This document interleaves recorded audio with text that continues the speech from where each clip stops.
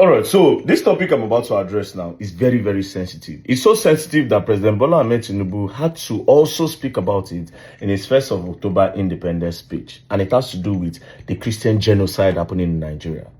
So it started, why President Bola Ahmed Tinubu addressed it is because of Ryan Garcia, an American boxer that posted this on his Instagram story, where he said the whole Christian population in Nigeria is getting wiped out. Now, after Ryan Garcia talked about it, a lot of journalists in the US started talking about it as well. Now, as you can see here, this page called Reformed by Christ. The irony is shocking. We need to stand with our Nigerian brothers and sisters in Christ. As you can see, this page called Christ XSL. Christians in Nigeria continue to worship after church burned down by Fulani Muslims. This other page called Mass School Christianity. Bill Maher speaks out on the Christian genocide in Nigeria. Now, this other guy called I am Alita Brazil says, breaking, a new report from Nigeria has cast a stark light on the relentless wave of anti-Christian violence sweeping across the country, revealing that more than 7,000 Christians were killed across Nigeria in the first 220 days of 2025 alone, an average of 32 per day, with 100 churches destroyed every month. The figures compiled by the International Society of Civil Liberty and Rule of Law, Society, suggest that the world's most populous African nation has witnessed nearly 19,000 churches attacked, looted, or shuttered since 2009. Now, it got a lot of engagement, 534k likes, as you can see, 24,000 comments, 48,000 reposts, and 274,000 shares. I even went through the comment section, and one of the comments, the owner of the page responded with a GoFundMe account. So they created a GoFundMe account to assist with all of this, assist Christians that have been attacked in Nigeria and also Christians that have been attacked all over the world. Now, the question is this really going on? Because these American journalists are asking, European journalists are asking, is this happening in Nigeria? Well, yes, it is happening. It is happening, yes. A lot of Christians are being killed in Nigeria. It is no lie. It is no lie. And it has been happening for a long time now. A long time now. A long time now. But here is the problem. This whole thing, deep investigation shows that it is actually more of politics than religious war.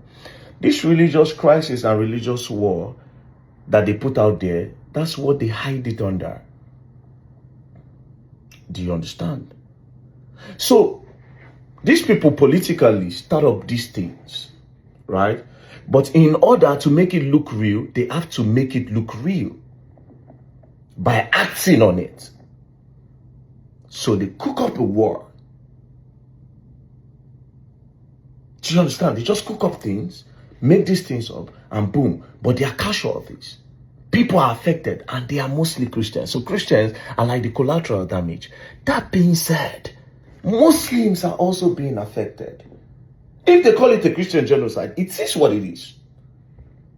But the people controlling all of this know what they are doing. And I'll tell you why I say it is politics. Do you understand? But sadly, the Christians are being affected more. It is no lie. They buy Christians, because let's start with Jos. Plateau State have been suffering these attacks, getting victims, deaths, numbers for more than 15 years now. Plateau State. And this state is being occupied by 90% Christians and 10% Muslims. As a matter of fact, 2023, I saw this one with my eyes.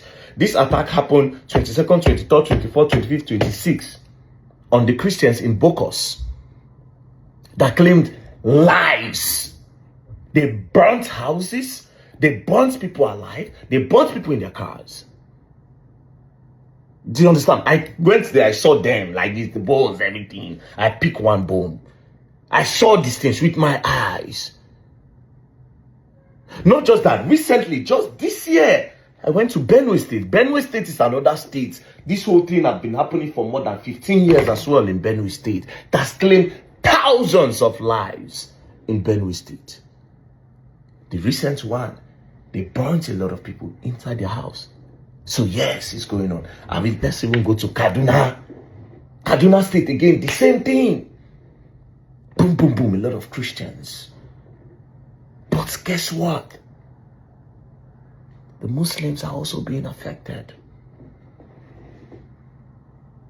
It's just that, them in the north, they don't really have the media. They don't do media. An average northerner don't even get phone. You get touchlight phone where they sing big music.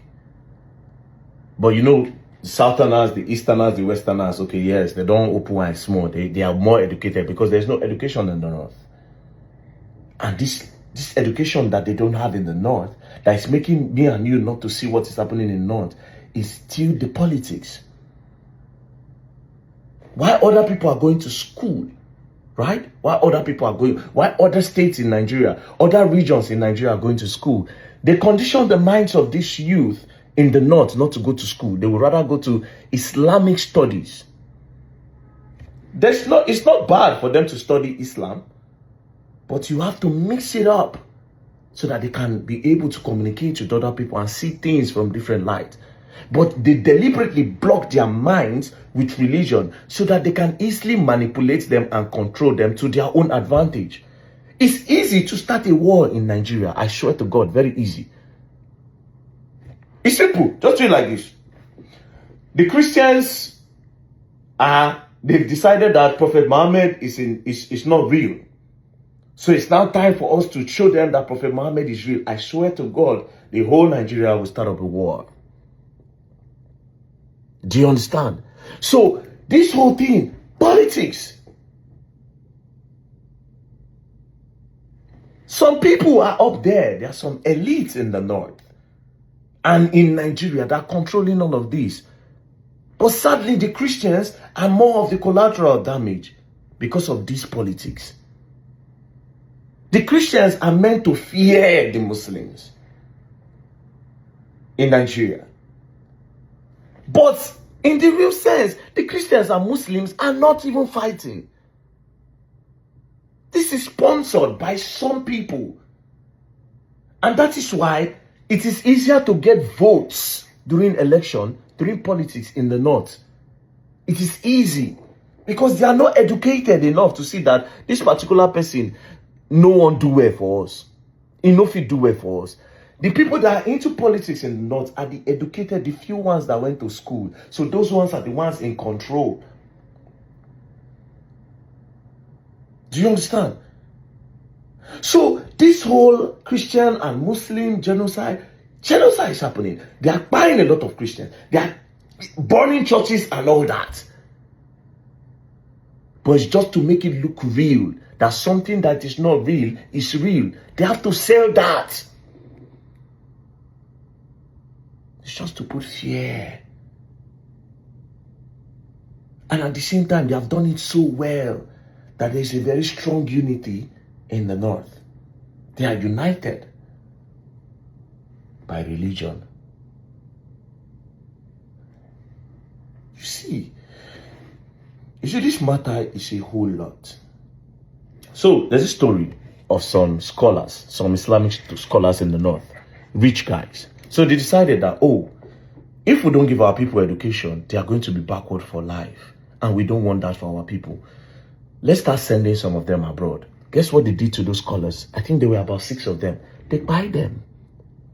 How dare them want to educate these people? Do you understand? Now, let's go back to the genocide. In the north, they are also suffering. Zamfara, Katsina, Taraba, a lot of northern states are also suffering all of this. Do you understand? It's a thing, it's politics. Politics, I swear. They give them guns. You see, now let's go back to Boko Haram.